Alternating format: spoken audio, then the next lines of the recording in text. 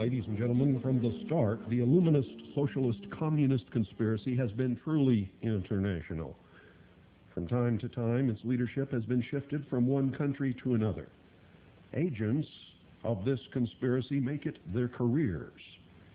Weishaupt required that they worm their ways into government posts of confidence and policy-making capacities.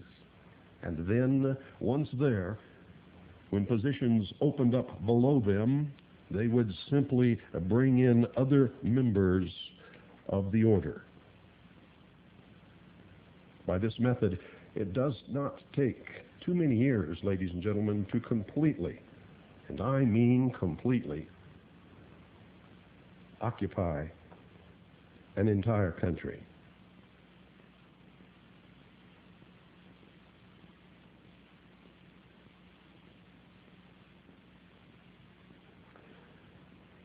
I might tell you that if you hear some howling in the background, the wind is blowing and there's a snowstorm outside. And so it should add some atmosphere to this broadcast, or at least I hope that it does, since it's going to be with us.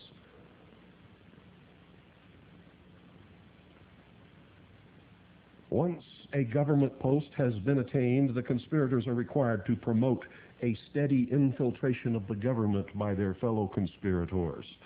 That is what has happened in the United States of America.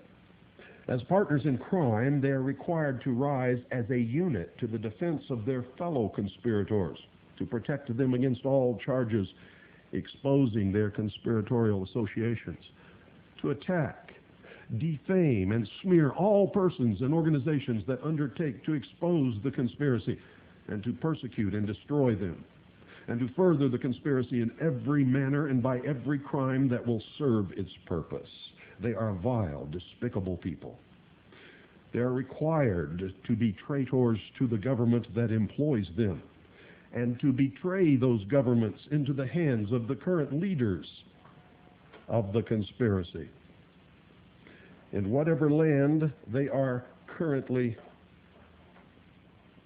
working on, or wherever they happen to be at the time.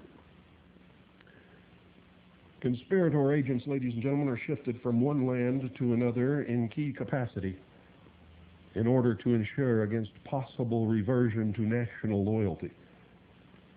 A prime function of internationalism, from the viewpoint of the conspirators, is to instigate and agitate a constant chain of tension, antagonism, terrorism, and warfare between nations, betraying each and every one in turn until they are so weakened that they will fall ready prey to the conspirators who bore from within, like so many worms in a corpse. From the point of view of these conspirators, patriotism assumes the aspects of isolationism that frustrates their schemes. Treason against the rest of the world is, according to Weishaupt's perfectibilism, an essential and laudable trait, a virtue of which only his so-called liberals can be capable. Treason is the essential feature of what the conspirators call internationalism. And their anthem, Internationale, expresses the real nature of the conspiracy. And if you've never heard it, you must listen to the words. Other essential features of the conspiracy that were dictated by Adam Weishaupt that still characterize it today are the following. Listen carefully. A philanthropic pose that pretends to further the good of mankind and working their goodwill on humans. Another one is bipartisanship. Weishaupt demanded that the conspirators have no loyalty except to the conspiracy, that they never hesitate to pretend adherence to any and every cause in the interest of infiltrating them and taking them over for the furtherance of the conspiracy. They were required to dedicate lifetimes